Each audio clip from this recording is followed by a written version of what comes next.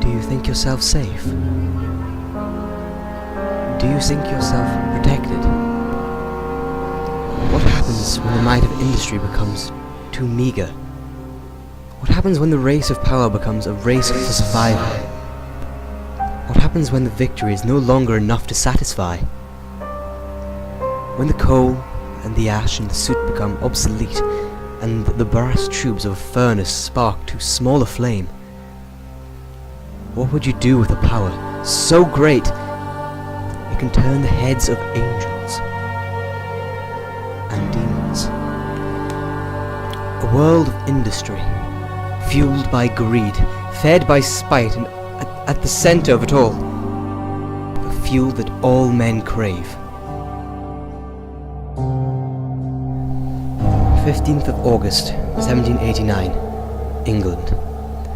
There are no words to describe what I've witnessed. I constrain to explain, but that would take too long. Instead, I will say, for the first time in a very long time, I'm afraid. There is something snapping at my heels, a feeling that's not failed to make itself known. I've lost so much down here, my health being the least of them. If you're reading this, then you may want to bury my body and give me a dignity of a marked grave, though I don't reckon I deserve one. I'll go ahead and repeat myself. I'm frightened. Nothing seems real anymore. That, or I can't tell what is and what is not. Usually I find that documenting my discoveries aids me in deducing a solution to problems. It's not the case anymore, as hallucinogens manage to twist your views of things. By tomorrow, I shall be dead. I take comfort in that small little mercy. However, it does not change the burden that I will be carried by you. This all has to stop. And so I entrust to you my mission, as I am incapable of doing so myself. You must find a way to be rid of this substance. Not just this small sample, but all of it, down to the last grain of it. Thankfully, this substance will not have been anywhere outside of these gates. Hopefully. There is a darker presence in these halls. The very gates into the devil's realm seem to be barricaded. You must hide yourself unchased. Fight and fear is not enough. And seal every door under lock and key and bury every last shred of evidence. You have 16 days to undo what I have done before the effects into the hall spread to the outside world. Should you arrive too late? Try not to arrive too late. Only then will my work be completed.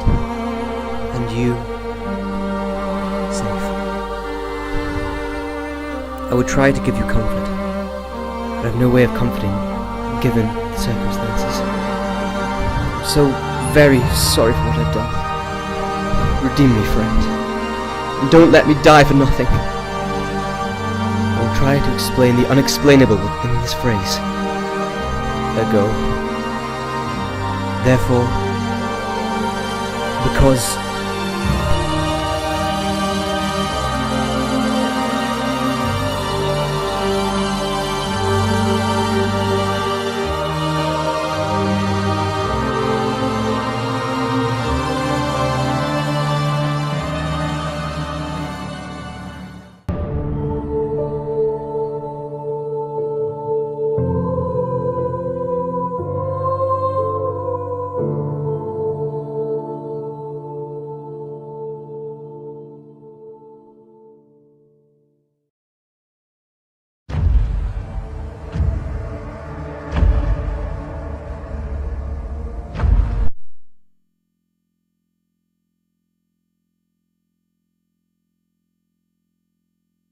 Thank you, sir, but if I may, you haven't specified why you wanted to see me.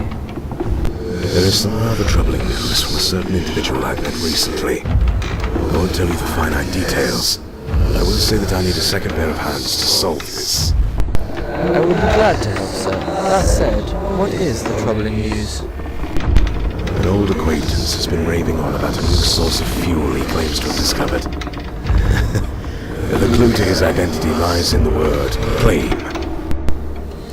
This individual is no longer a part of the Academy, sir.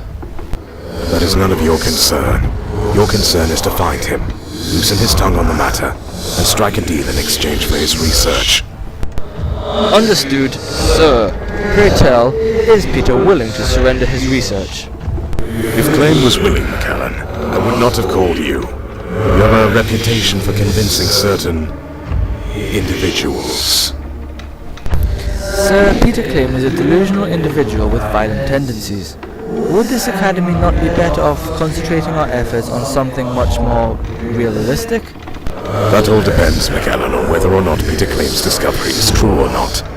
That said, if his efforts and discoveries are genuine, this could change the world of industry entirely. I'm assured there will be no objections on your part. None at all, sir.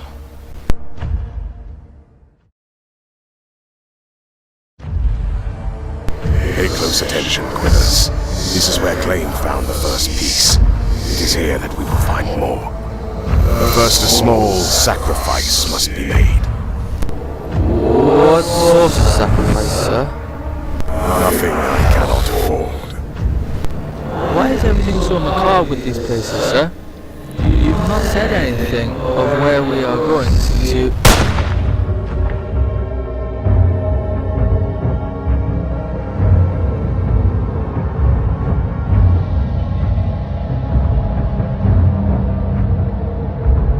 And in turn, Stygian rose in quality. Interesting.